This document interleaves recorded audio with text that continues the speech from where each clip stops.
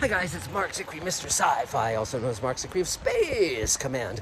And my God, we are so busy with Space Command right now. We are, we now have acquired the third large space at Space Command Studios. We're putting together all the pieces of the alien ship and then 8-foot-tall creatures. And we also, since we had freed up some space in Studio 2, we're going to have a Space Command exhibition with all the spacesuits and the human ship stuff with everything, going, the screens going, all that stuff. It's going to be really pretty cool. We'll have the giant robot set up, just tons of stuff. Tons of stuff that we've built on our own, and also that we've acquired from movies like, you name it. I mean, Ender's Game and Real Steel and Falling Skies and Star Trek, and just on and on and on and on and on.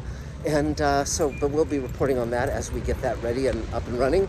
And we're going to have a live stream with Mr. Sci-Fi very, very soon, so that those who are missing it from the pandemic days can ask me questions and, bask in my warmth, so to speak. But, so keep an eye out for that. We'll be announcing the day and time very soon. And beyond that, we're just shooting hour 6 of Space Command, editing it, hours 5 and 6, and writing hours 7 and 8, the production draft, Great Solar War. Just so much fun. So such an exciting time. We're going to have another Kickstarter campaign. We're still selling shares because we got to finance all this stuff. A distributor has approached us, but they don't want to finance the season. They want to distribute it. They've done tons of hit movies and TV shows. I think probably they're a little bit, they don't have a lot of spare cash probably at hand at the moment. But it's a very attractive opportunity if I can just raise the amount of money to keep the cameras rolling and get this season done. So if you're interested in talking to me about anything related to Space Command, please do. And it's appreciated. Everything's appreciated. I also want to talk about something that's been on my mind. There's a lot of Mr. Sci-Fi videos I want to be doing, but one of them is there's too much TV. It's like there's so many shows, and so many of them are kind of like half-baked, and there's so many movies, and a lot of times a movie will come out and it's like, well, it's going to be on TV in 2 weeks. Why on earth should I go see it if I can watch it at home, sooner rather than later? And it didn't used to be this way, of course. But the problem with this is that for both movies and TV shows, it's extremely hard for anything to get traction. For people to become stars, for shows to get fan bases, to have things have some lasting legacy. Shows that would have perhaps really had a fan base a decade or two ago, now they just come and go, and they're like candles that burn for an evening and then are snuffed out. So it's like over 500 TV series, scripted dramas and comedies, and many of them are no doubt worthwhile. I mean, I haven't even gotten around to The Man Who Fell to Earth, or the upcoming Kindred, or just on and on and on and on. It's like anything that's an IP, quote unquote, they're making a movie or a TV show of it. and but it's a challenge, particularly for both the people making the shows and the fans out there, which is, again, with Space Command, why I've put in so much time and effort creating the world, creating the characters, doing the backstories. I mean, making it a rich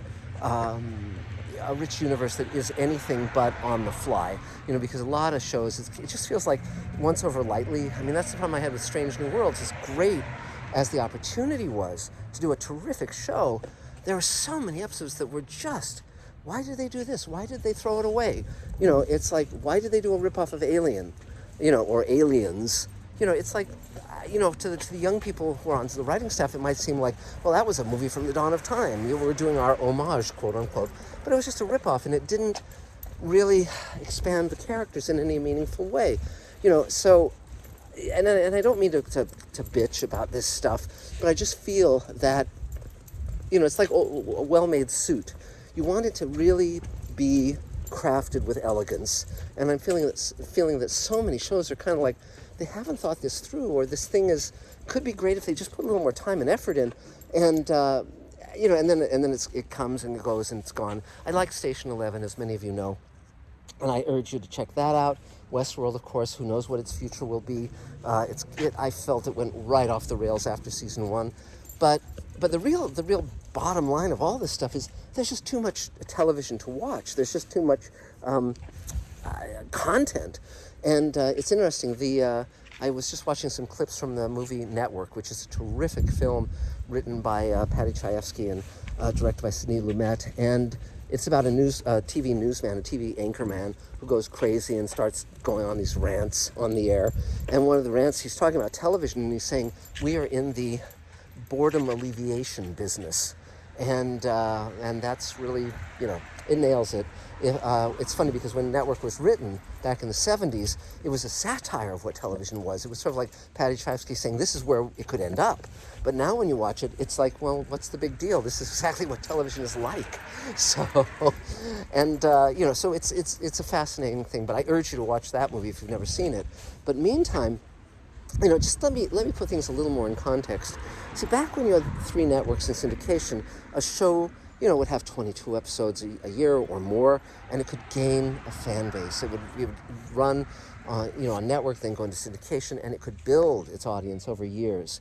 And that's not the case anymore. And so, it's like it's very hard for a show to gain the notice it might otherwise gain. But anyway, we'll talk further about this later. Thanks, guys. Talk to you soon.